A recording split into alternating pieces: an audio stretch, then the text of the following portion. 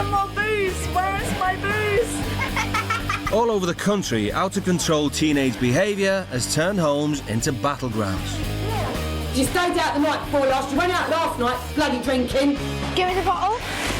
She's just wild. She's a wild child. And parents don't know where to turn.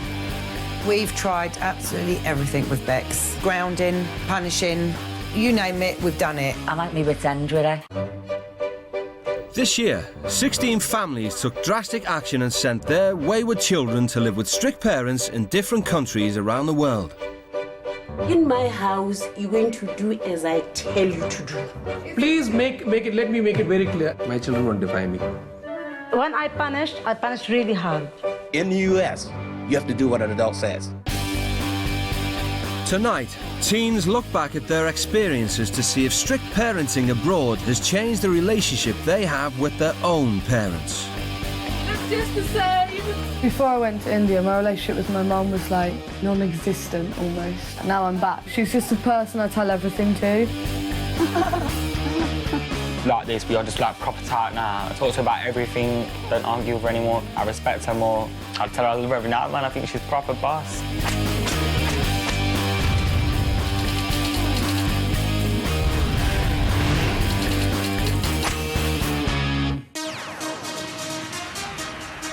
I'm just mixing me vodka and me Fanta orange. Single mum Hannah Thorpe was putting her own fun before her daughter's future. I just love getting drunk because you can make a show out of yourself and not really care about it.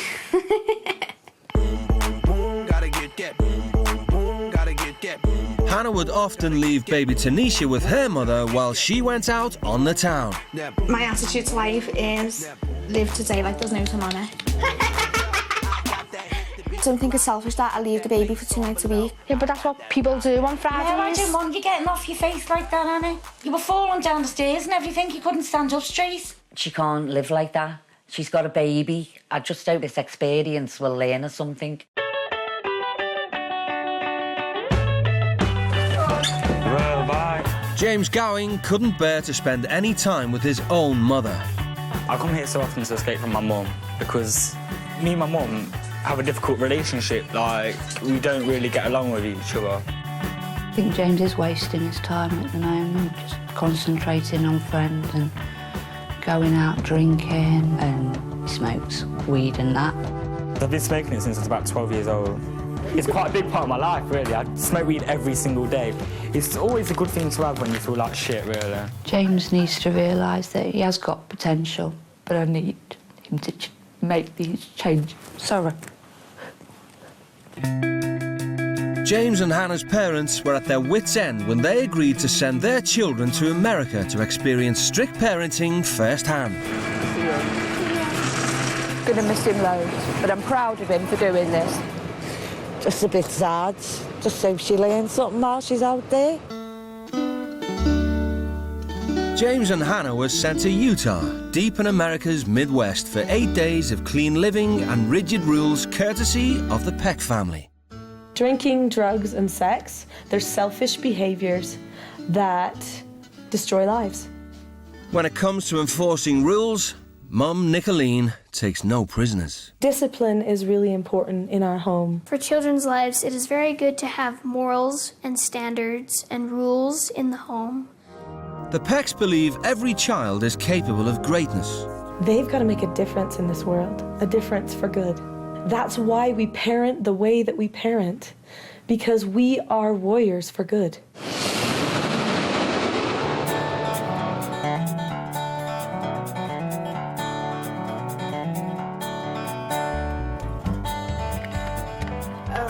Yours is, mine's the strong gravity. It was like that, literally that much vodka and about that much coke. There they are. Oh my God.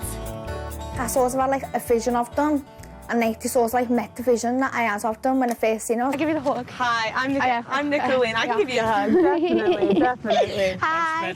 Hi. Nice to have you here. I'm James. James, good to meet you. I'm Nicolene. Good to meet you. We didn't really give a good first impression. He strolled up there with a fag in our hand, some vodka in our hand, a little bit pissed. Can I actually smell what you're drinking to make sure it's not like alcohol or something? Oh, whoa, I can smell it from here. She took it off us and poured it out, and then I was thinking, oh, I'm not gonna like you. You just wasted my alcohol. She just drank it in the car. You ready to go in? Yeah. When she did that, I thought, oh, she's going to be a proper bitch all through the week. So I thought, oh, my days, I'm in for a tough week. And I was, like, quite worried. As Mormons, the Pecks are firm believers in modest dress. We will not wear clothing that shows our shoulders, stomachs, backs, or thighs. Hannah was not. Oh, God, this is wrecking my head. This is wrecking my head. I don't understand why you can't show your shoulders. God gave us shoulders for a reason. I'm not wearing that. No way, Jose. Hey, it would be cute. No, are you having a laugh? But Nicolene stood firm, even when Hannah wanted it her way. Look at the state of me. I look like a hippie. To me, that was like probably like the most time I've ever been like the most covered up and all that. She's like, no, you can't go out in that. At home, Hannah would always win a row by shouting the loudest. But throwing tantrums had no effect on Nicolene. You make me feel like you're ashamed to take me as myself, to see your family like it's some special thing. That's why I'm pissed off with you. When I used to call her everything, your slag and everything, she'd sit there so calm. Which is why it's probably not wise for us to go then. Sam, let's go then. I'm going out in a big girl. Oh, suck my fat, you I did like start learning like how to control my anger a bit better and all that.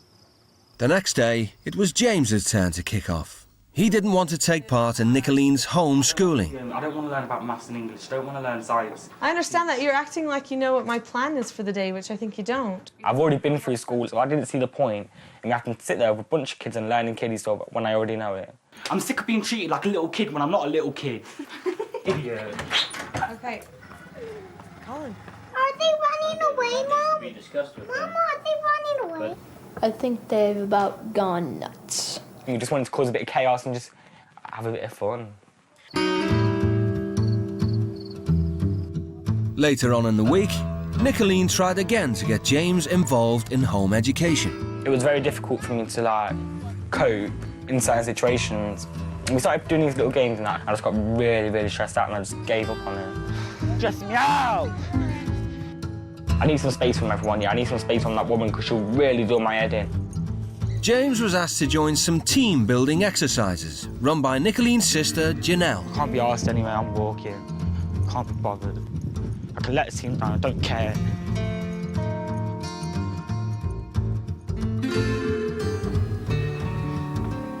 I just want to talk to you for a minute. No, because you're not going to understand, there's no point in talking. It was very difficult to talk about my feelings with Janelle because I don't open up to anyone. I'm not going to open up to her. When things get really hard at home, what do? Do you give up?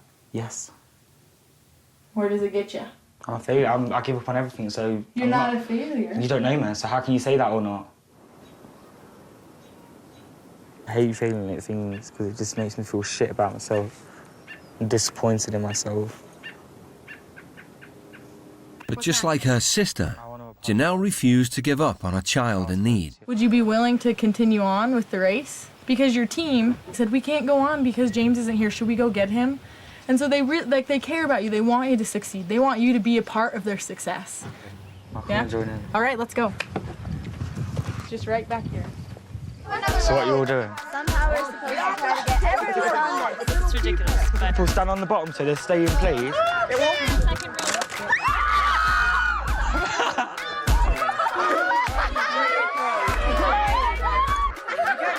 At the end of the day, everyone was rewarded with a bracelet to remind them of their achievements. What does this rope mean to you? To never give up and to keep on trying no matter how stressful it is, to just keep on going. I learned that, like, I can overcome hard obstacles, like, no matter what gets in my way, even if it pisses me off that much, I can still come back stronger and get the work done in the end of it, you know what I mean? No matter if I go off on one, I can still do it. I've got to start having faith in myself. Hannah had been away from daughter Tanisha for nearly a week when a letter arrived from her mum. Hannah, babe, half the time you have my heart broken with your behaviour. Your drinking and smoking really scares me. It's way out of hand. I hope you learn to be a better person and respect the people around you. That just made me realise, like, a daughter shouldn't be treating a mum like that. Like, she gave me life And I was just taking advantage of it and just treating her like shit. Oh, this t-shirt.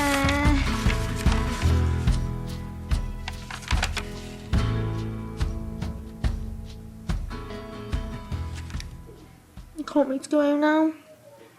See my little girl. And she deserves the best mum than I've been to her. The Pecks took advantage of Hannah's upset, asking their kids to sing and help the teens focus on their futures.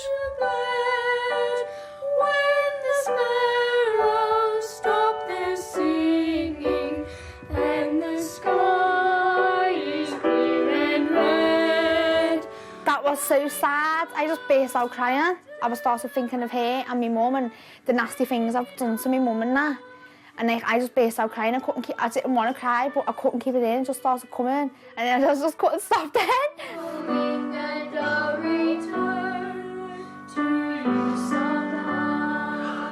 It made me realise how nasty I've been to my family. Yeah, I act towards my mum. Yeah. And I need to tell her that I love her so much.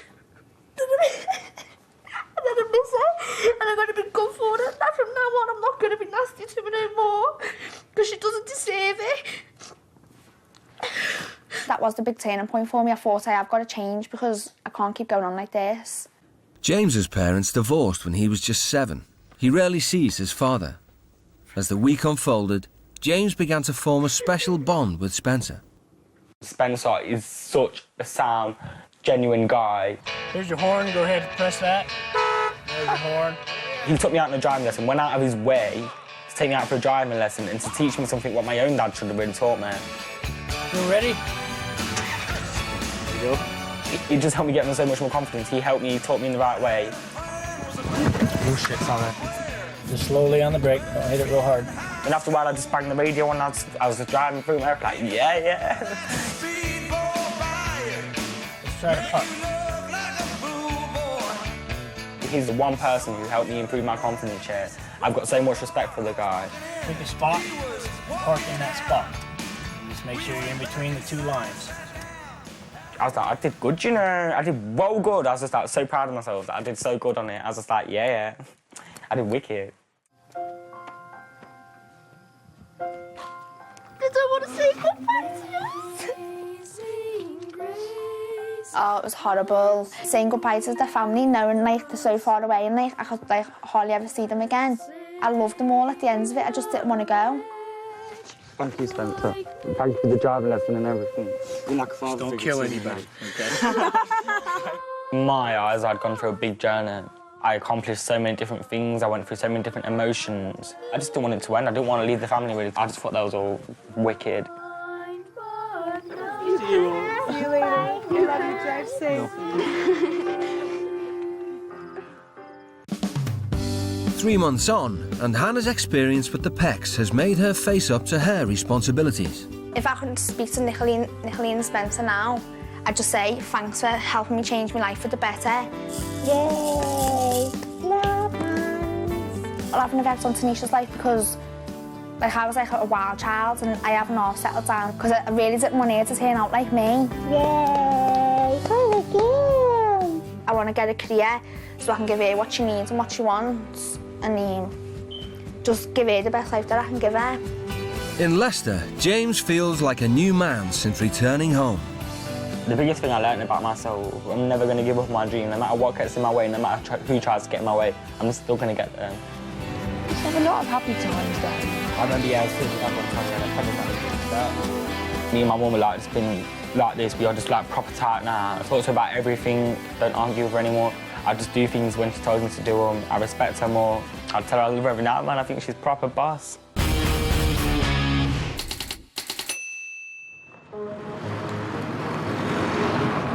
I am being considerate. They're not coming here, are they? So there's not a problem. No, they're not coming here, so there's not a problem. Debbie McQueen's relationship with her parents had hit rock bottom. We're always at loggerheads. She just will not accept the responsibility of being an adult, or of even being a human being at the moment. Her constant drinking and refusal to ever apologise had turned their home into a battleground. I hate being told what to do. It really grates on us. Oh my God! I'm tired. I'm tired of the constant walking on eggshells.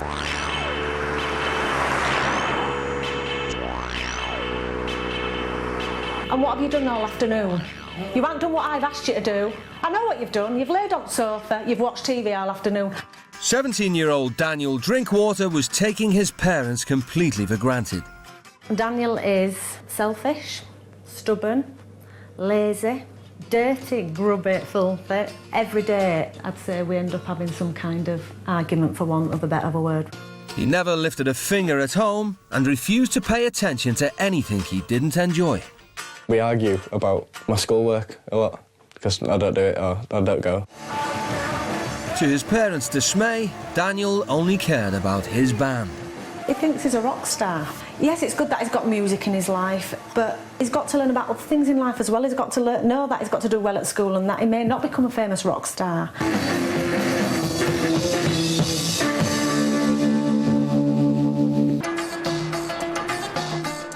So what happened when Debbie and Daniel were sent to Beirut to live with the strictly Muslim Hajar family? Mum Aman's approach to parenting is extremely hands-on. I think respect is everything in the world. When I punish really hard. She demands absolute commitment to education. You have to better your handwriting. Studying is very important. If they got low grades in school, they will be punished. And the Hajar children are under no illusion as to who rules the roost. Being rude to your parents is actually not good at all because they raised you. We have some rules, we have to obey them, and if we don't, we get punished. The nerves kicked in immediately for Debbie and Daniel as they took in the sights of a city ravaged by years of war. There was the army absolutely everywhere and they all had the big fuck off guns, so I was like, oh my god, I'm gonna say the wrong thing and be shot. Meeting a woman wearing the hijab was another first. Hello. Hi, how are you? Nice Debbie? to meet you. Yeah, I'm Debbie, yeah. I'm Iman Hajar. I seen a man totally covered up, really intimidated us, to be honest. In Carlisle, I've seen maybe 2 people covered up, but I mean, they get like stared at in the street. It is not normal. The Brits' experience got underway with a rude awakening. In time for prayers and school. Tired. As in any Muslim home, alcohol was strictly forbidden in the Hajar household. You look dead scared. It's all right. Don't worry, you won't get into trouble. A rule that Debbie had no problem ignoring.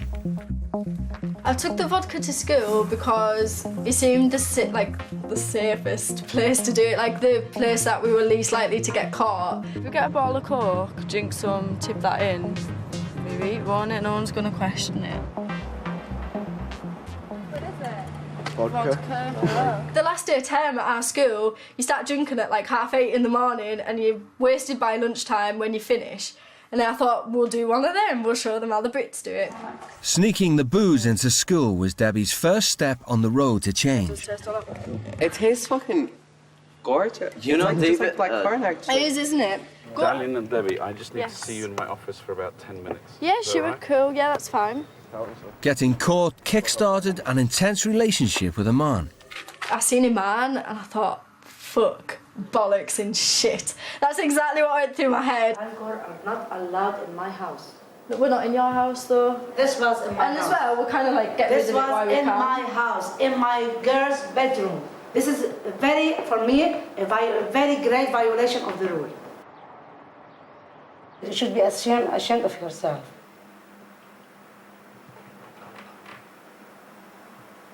Don't look me in the eye.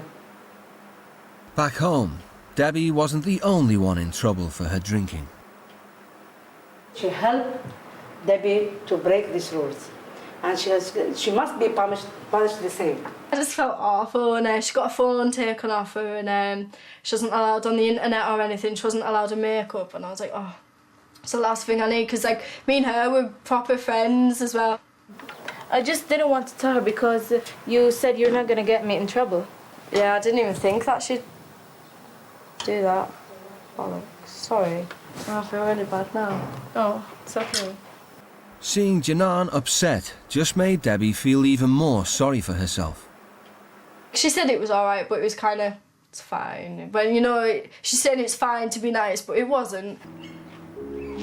For Daniel, it wasn't until a man sent him to volunteer at a children's home that he started to put his selfish attitude into perspective.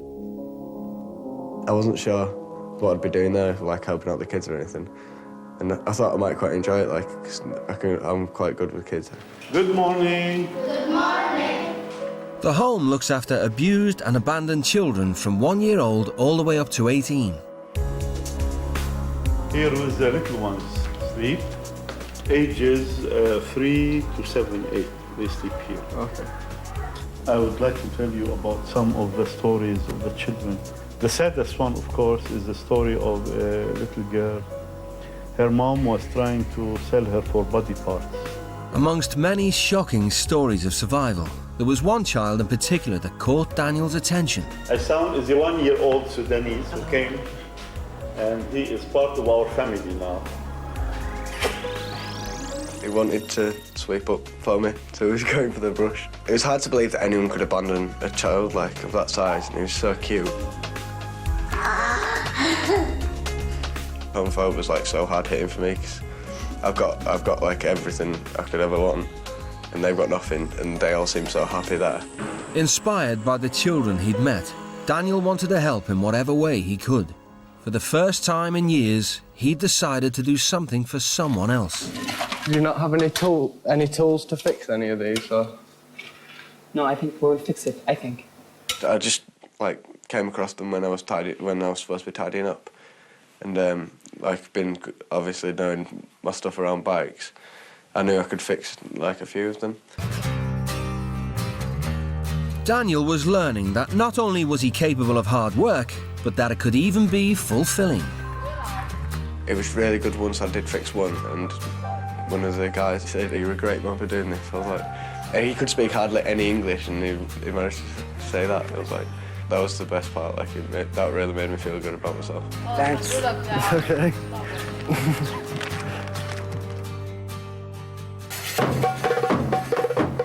Toward the end of their trip, the teens were invited to a traditional Lebanese wedding, but Debbie was still sulking about the vodka and wasn't in the mood. At the point of the Lebanese wedding, I couldn't give a stuff about anything anymore. You are absolutely wrong. Yes, I am. Yes, exactly. Yes, you are. Fuck yourself, I swear. Debbie couldn't have been more offensive if she tried. You've been swearing at me. Yes, I am. I honestly didn't mean for her to hear it. I was just trying to get the last word. I was like, as well, she took it so much more offensively than I would take it. You have to suffer a lot with me. But after losing her temper again, Debbie began to question her self-indulgent behaviour. Made me feel like hot at the time, and then I thought, hasn't really solved much, has it? I still feel shit. Now I've got one less person backing us up, you know. Kind of isolated myself by doing that. Debbie was called to a family meeting to discuss her foul behaviour. I actually thought I was just going to get kicked out, to be honest. That's honestly what I thought. I was like, well, I won't be allowed back in the house. The rude way that you're talking to Iman is unacceptable. He told you to apologize to Iman. After the family meeting, I totally broke down. I just felt absolutely awful. Like, I've even got a lump in my throat thinking about it. I honestly thought, oh my God, what sort of evil thing am I that I can do that to a family in a few days? Debbie had the chance to address her greatest problem, her refusal to ever back down or apologise. I didn't want things to be bad, and I thought I shouldn't waste the little time I've got left just feeling sorry for myself and being stubborn like always. And I thought, it's the one thing at home that I don't do. Let's see what happens. You know, I've got nothing to lose. Iman, I'd just like to say about yesterday. I don't deal well with criticism, but I should have expressed myself in a more appropriate manner than swearing at you, so I do apologise. Thank you for your apology. Yeah, I don't want to be on bad terms. The only thing to gain from it was a man's friendship again. And yeah, it showed us that by saying sorry, you're not losing. It's just if you're in the wrong, then you should apologise. Yeah, Shall we? I am sorry. It's okay. I really didn't mean to upset you. So I think it's time for you to leave. Oh my God, tears. I never thought I'd get as attached to the family as I did. But by the end of the week, I could have spent a year there, and I'm sure we'd all still be having a laugh and getting on. They've had a big impact on my life. I'll never forget them. Debbie was really heartbroken about it, crying and stuff. My main thought was, I get to go home. So.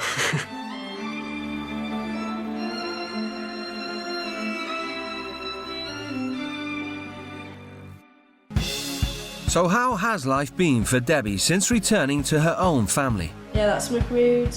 Man, the world's strictest parents was the most amazing experience I've had. It was fantastic. Doesn't he look so much like Cousin Stuart though? Yeah. One thing that Debbie did say when she came back was that she'd realised it was okay to say sorry and not feel as though you've lost the argument. And I think that was an important lesson. They did teach me that I'm not as bad a person as I thought I was.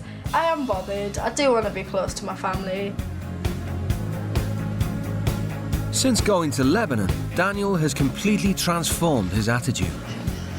Spending time in Lebanon has made me think about my selfish, egotistical way.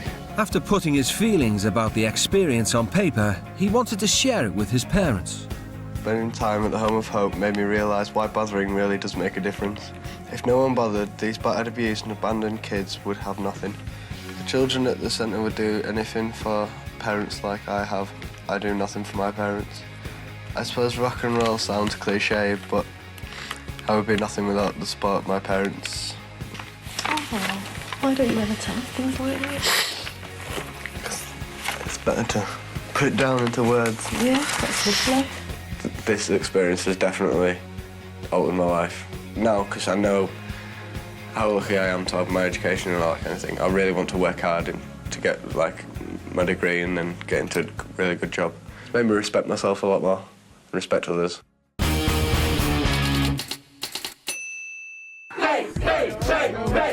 17-year-old Peter Wrigley expected life to be handed to him on a silver platter. That is all vodka, boy. Ideal world. Absolutely minted. Loads of fit girls, loads of drink. Perfect, mate. Peter, get up now and pick up this stuff and hang up your suit. But despite his privileged upbringing, he was throwing it all away. This morning I've received a letter from Peter's school that's expressing their concern that he's not currently on course to achieve his target grades. At the beginning of year 10, I was feeling 10 A stars. And during the 2 years, it went down to straight U's. I can't imagine how much money has gone on that boy's education and his whole life. Down in Sussex, Jocelyn Harris spent most of her time smoking marijuana. You do smoke cannabis, we all know that. We're not all stupid now, are we? After being kicked out of college, she'd spent an entire year doing nothing. I hate people telling me what to do all the time. I could never handle the teachers at school because they just think that they can order you around. If you don't get an education, how are you going to fund all that? How are you going... Well, how are you... Fund what? Well, your life in the future when you leave home. Peter and Jocelyn went to live with the Uni Krishnas, a modern Indian family in search of excellence. We came from normal middle-class family background. We aspire to do good in life. Dad Uni is CEO of a company employing 5,000 people. He believes that everyone should make the most of every opportunity they have. Education is very important in our house. It's possibly the most important thing. If you don't focus on your education now, you'll end up in a slum. To show the Brits just how privileged they were, Uni started by sending them off to witness the genuine hardship of India's poorest communities. When they told me I was going to be working for the charity, like picking up rubbish, I was like, fuck that. That's never going to happen. I'm not going to do any of this work. I don't do charity shit. When you see these guys like with nothing, you'll feel like sort of, you may feel ashamed of yourself for not doing anything. It's not so much I hate the charity, it's that I hate doing stuff for free. Peter was assigned to litter collection, while Jocelyn was asked to work with some of the poorest kids. I was a bit nervous because I know what I'm like when I see stuff that's really horrible. I get all emotional. Put 2 ponytails. We have to make this like this. Oh, ponytails. Well, it was just that I'm wasting my life sitting in a car smoking weed, and then I get to India and there were these little kids in these little houses, and I was just like, oh shit, what am I doing? Like, I felt really good after I'd helped them. I mean, like, I didn't do a huge amount, you know, I brushed a few people's hairs, and I just felt so bad. They don't have chances like we all do. The kids made me cry. On the other side of the community, getting up close and personal with poverty wasn't having the intended effect on Peter. I'm not used to this sort of shit, so it's pretty, like, gash, really. Just pick up a bit. Hey, man, you have to pick up. And they're all going on at me like, oh, you've got to do it, you've got to do it. And that just made me even more angry. I was like, well, I don't have to do anything. Bend down and pick up. No. And it's not that much dirty. There was no persuading Peter to get his hands dirty. I realised that they're sort of like, don't have anything, but I don't care. I will hold. You have to bend down. Oh, fuck it. I'll see you all later. Nah, I can't bother. He tried to stop me walking out, and I was like, seriously, get out of the way, and he wouldn't let me go, so I just grabbed him and threw him on the other side. I was like, twat. Wait. Get out of my way. Whoa. It was pretty funny, to be honest. He acted like a bloody fool. He's just gone and walked off, man. He's supposed to be doing the social work, yeah? I mean, I'm doing it. What's gonna happen to the family honor and stuff, man? I was so surprised at Pete's reaction. He was really pretty disgusting at the slums. Peter's shock outburst got the week off to a bad start. The uni Krishnas hoped that joining Siddharth at the school would encourage both the teens to achieve their potential. But before they'd even left the house, Jocelyn chose to rebel against the school's compulsory uniform. It's disgusting. When they showed me that dress, Jesus Christ. I was like, no, I'm not doing it. Get it away from me. School attention. We should now sing the national anthem. The assembly we had, they all like lined up and like it was like stand at attention, stand at ease, and I was standing there like this, like, what are you chatting about? I'm not going to stand at attention for some bloke in a cloak. We have a lot of school rules, we expect discipline, and we definitely expect you to be in proper uniform. So I'd like to see Jocelyn after assembly, please. You will stand expelled from the school if you do not follow our rules. I'm not going to. I beg your pardon? I'm not going to.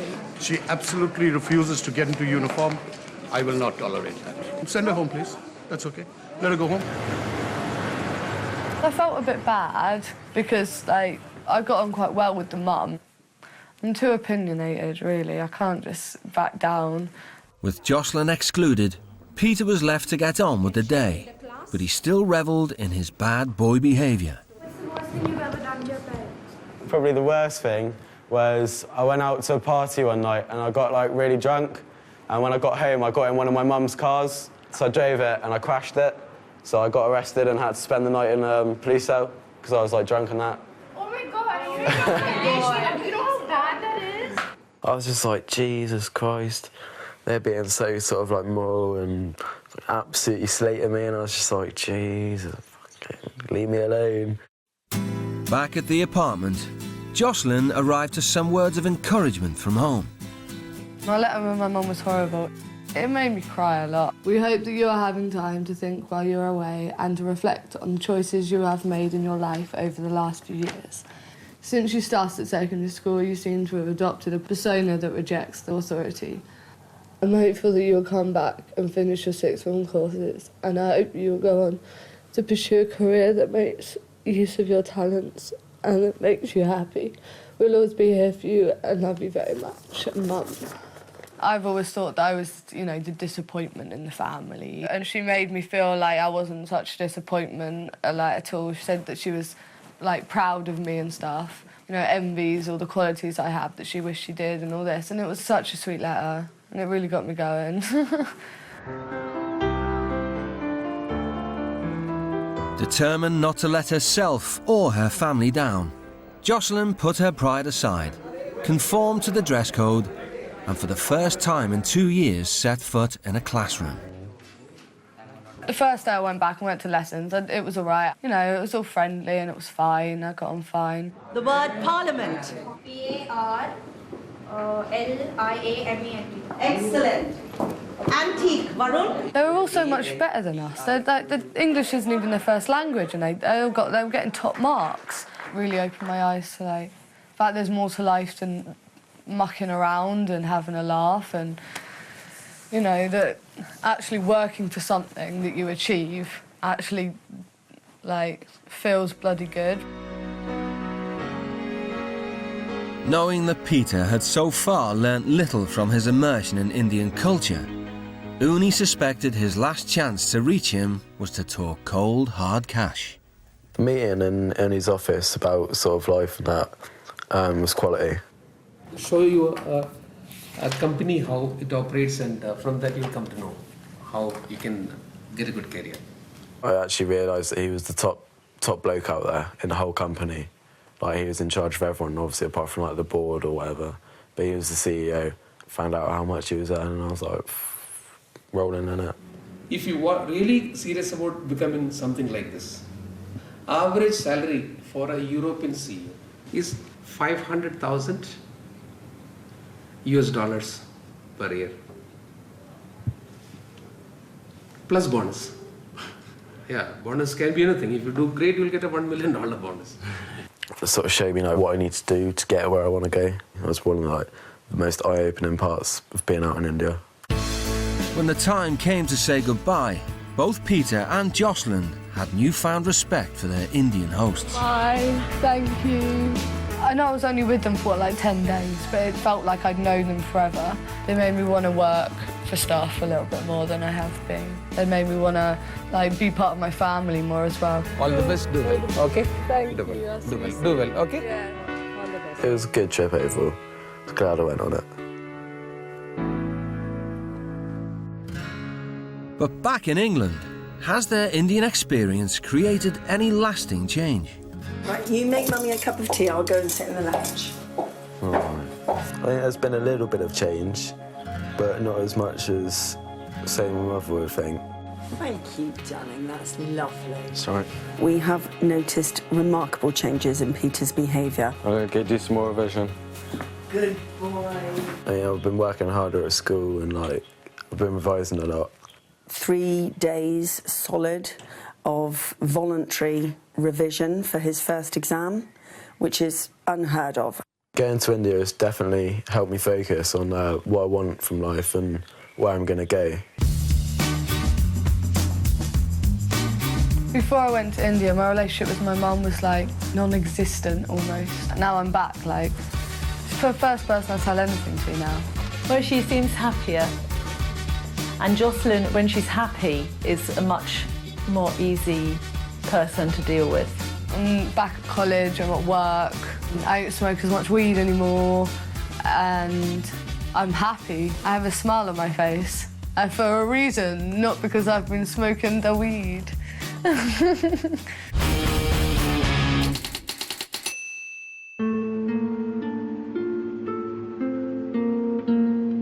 Hannah Moorhead was struggling to cope with a family tragedy. My mum died 4 years ago. She spent half her time down the pub. I barely ever saw her. She got a liver infection and she died through that. It's awful for any child to lose a parent at any age.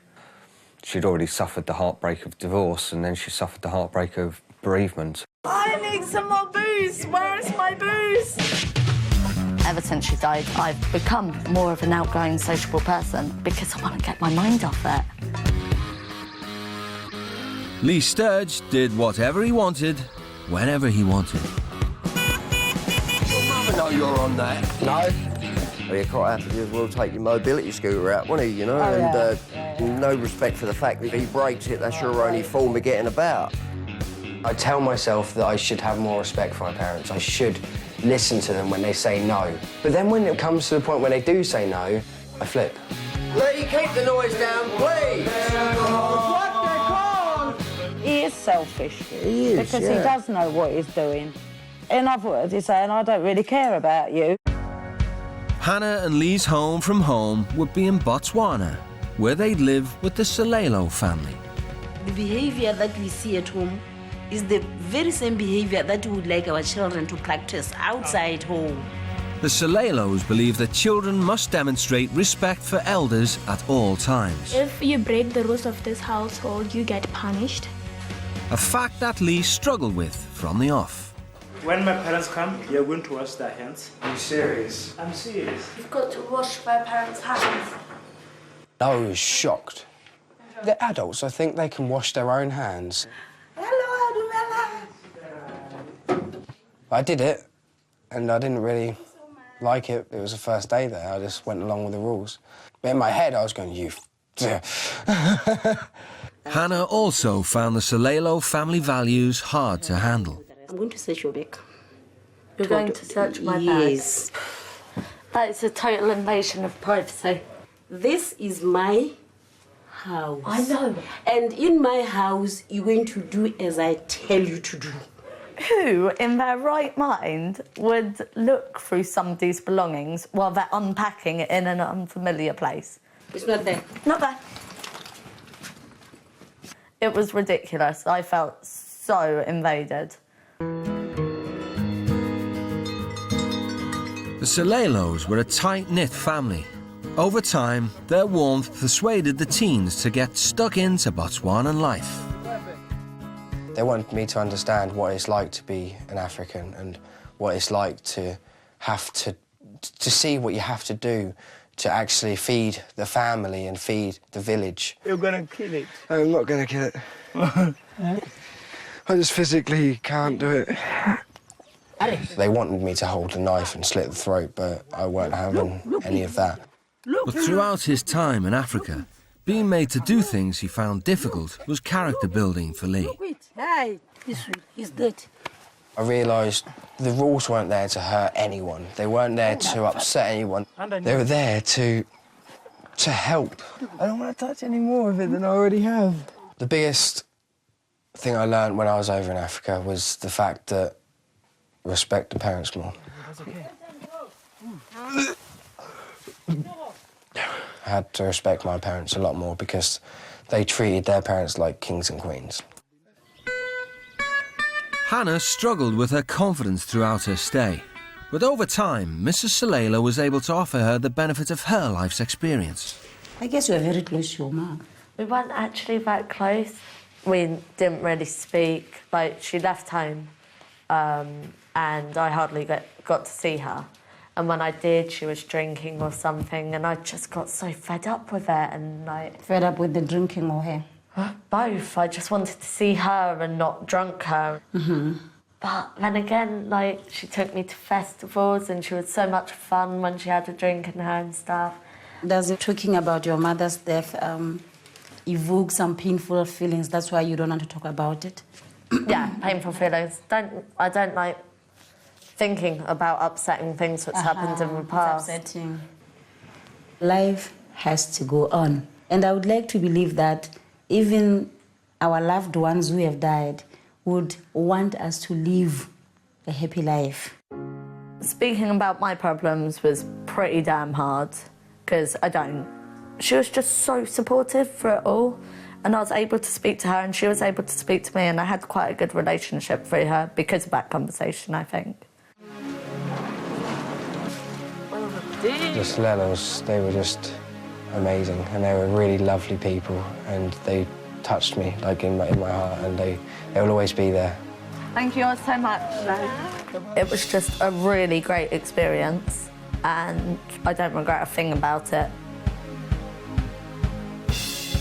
I'm much happier because, like, I've moved out now and I speak to my family a lot more now. She seemed to enjoy our company and spent time talking to us. I do kind of think about maybe I should get a real job, get a real education, which I would have never thought about before. Botswana has left a lasting impression on Lee. So I learned how to do the washing up in Africa. Clever boy. Going to Botswana was a life-changing and unforgettable experience. I'd say we worked pretty well as a team, didn't we? Mm-hmm. Something there has changed in Seems to have him. matured, doesn't he? I don't know. Seems to have got older in his head. It's more considerate. My relationship with my parents is so much stronger now, and it's changed, and it's for the best. It's changed for the best. We haven't had one argument since he's been back, not one. The dogs just don't care, is that? I've seen his dad hug him now and kiss him and actually say he loves him, which, you know, to me that's really nice because he's never done it before. It was definitely an eye-opener and a slap round the face to get my life into order.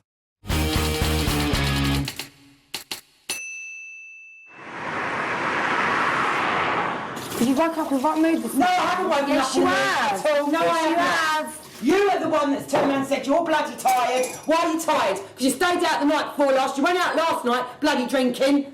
That is why you're tired. Bye, bye now. Bex Keene's out-of-control behaviour was tearing her family apart.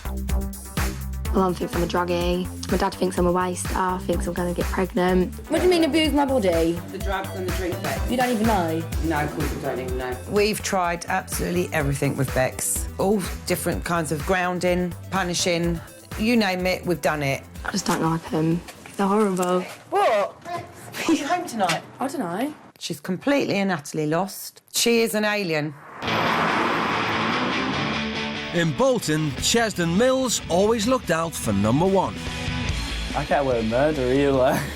But I can just do anything I want. Chesden's mum, Sylvia, has heart disease, but that didn't stop him from treating her like his personal servant.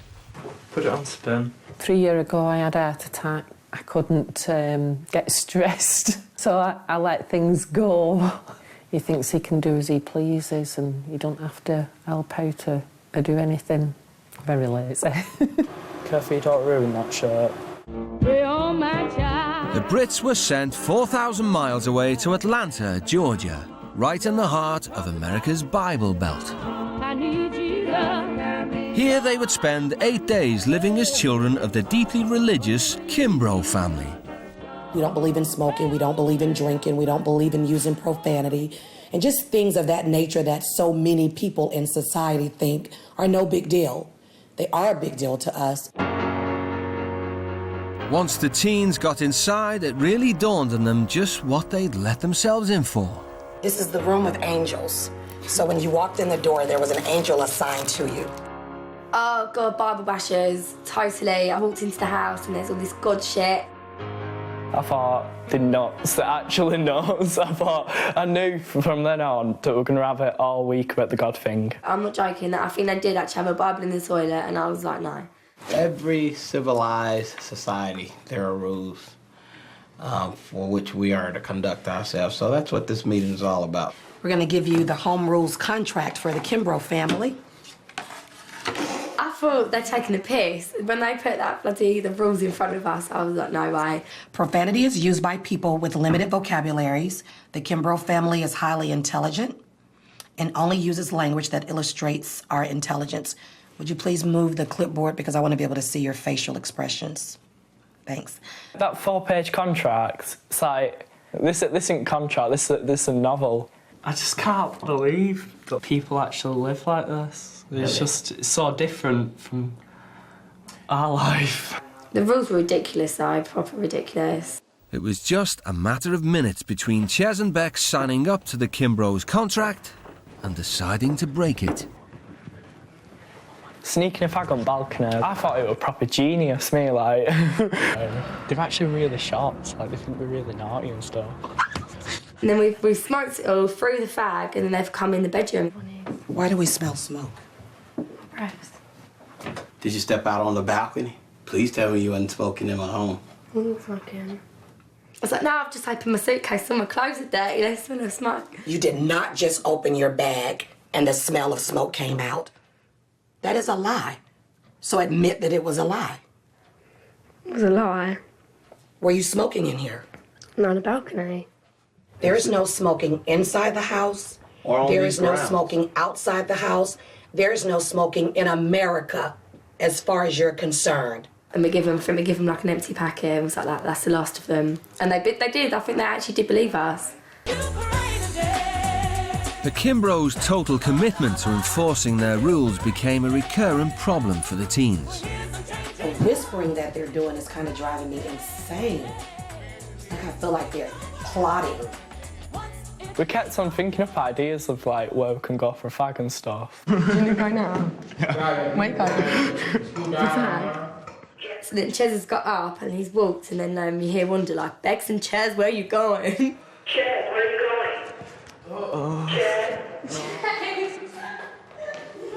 So we run out the fire exit, pissing down the rain, we run straight into the woods.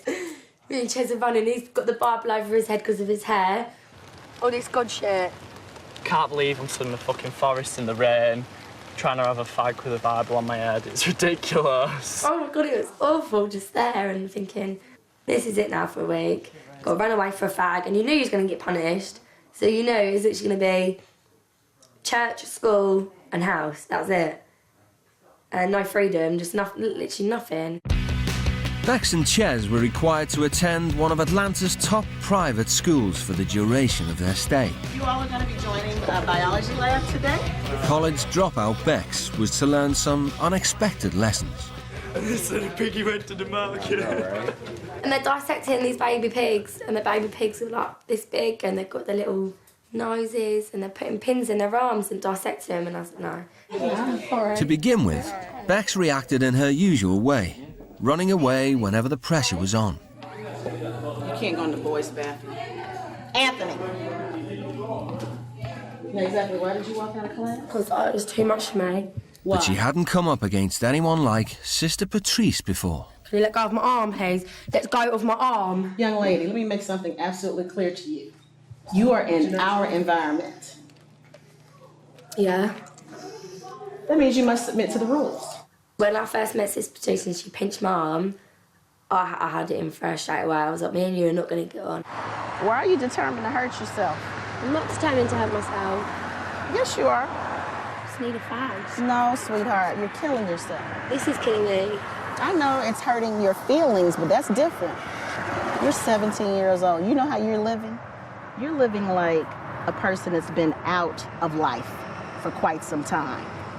I explained to her how different it was and how stressed out and that fact that I needed it, and she didn't say a word to Wanda. Do you realize that if a student smokes here, they are kicked out of school automatically? They don't have a second chance. So if you are given mercy, you've got to show your family mercy. Whether you agree or not is not important. You're still a child by law.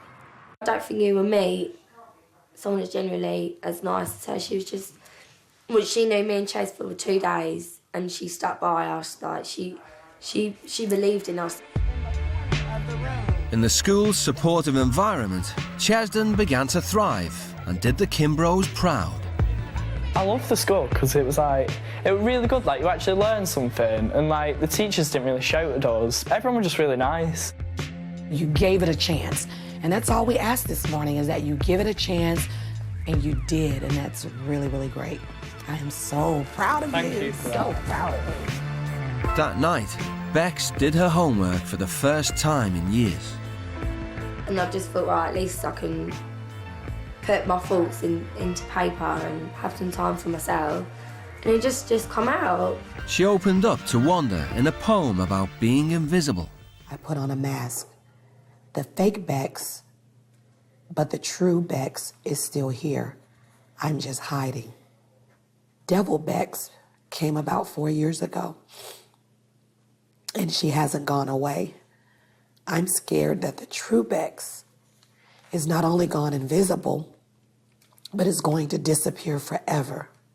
I didn't expect that. Wow. I don't even think you realize what you wrote. And that is so very hopeful to me. That's brilliant. It was nice to get the reaction like that off her, because no one's been proud of me like that for ages. I don't know, it just made you feel proud of yourself and a bit of belief, like, if I can make them happy and they don't know me, I can make my mum and dad happy at home. Chaz and Beck spent 8 days with the Kimbros, but they learned lessons they hope will last a lifetime. I'm going to go home and I think things are just going to be a lot better with my mum. I think I've learnt to be a lot more respectful.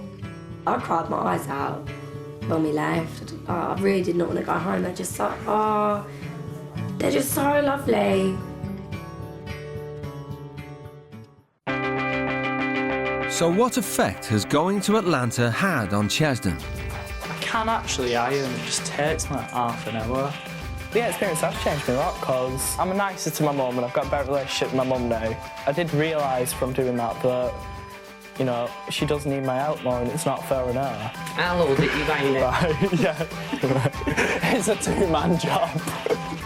He seems more concerned now about my health and he helps out quite a lot more.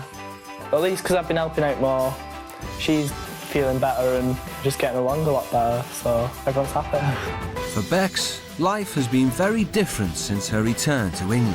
The main thing I did learn was to have respect. She started reading me this poem. I didn't think she was capable of anything like that, and it proved that she was digging deep with her inner self. You thought, crikey, you've really you've learnt so much in a week. You've moved on, you're focused. It was the most best thing I could have ever done in the whole of my life.